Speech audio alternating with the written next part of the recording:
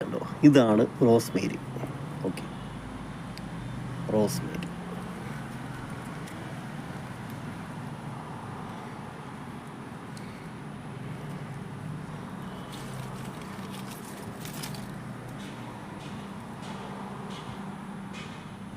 ഇത് ഷാർപ്പ് പോലത്തെ അല്ലെങ്കിൽ ഒരു വളരെ തിന്നായിട്ടുള്ള ഇലകളോട് കൂടിയ ചെടിയാണ് റോസ്മേരി. നല്ല സ്മെല്ലാണ് കേട്ടോ. നമ്മുടെ മിൻറ്റില്ലേ, പുതിന, ആ പുതിനയുടെ ഒരു ഫാമിലിയാണ് റോസ്മേരി എന്ന് പറയുന്നത്.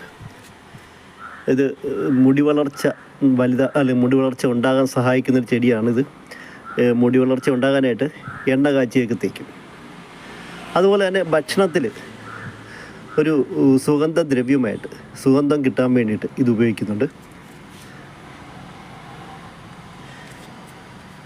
ഈ റോസ്മേരി ചെടി എന്ന് പറഞ്ഞാൽ ഇൻഡോർ പ്ലാന്റായിട്ട് യൂസ് ചെയ്യാം കേട്ടോ.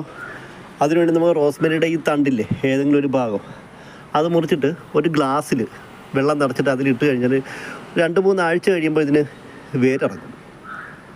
അങ്ങനെയൊക്കെ ഒരു വെറൈറ്റി ചെടിയാണ്, നല്ല സ്മെല്ലാണ്. അതുപോലെ തന്നെ നിങ്ങൾ ഹെയർ ഓയിൽ ഉണ്ടാക്കുമ്പോൾ റോസ്മേരി ചെടിയുടെ ഈ ഒരു 4-5 തണ്ടും കൂടി ഇട്ട് തിളപ്പിച്ച് കഴിഞ്ഞാൽ നമുക്ക് ഈ ചെടിയുടെ ഗുണങ്ങൾ അതിലിറങ്ങും. റോസ്മേരി ചെടി വെച്ച് പിടിപ്പിക്കാൻ പ്രത്യേകിച്ച് പരിചരണമൊന്നും ആവശ്യമില്ലെങ്കിലും ദിവസേന നനയ്ക്കൽ അത്യാവശ്യം കേട്ടോ. ഒരു ദിവസം നനച്ചില്ല ആശാൻ കൂമ്പിയടഞ്ഞു.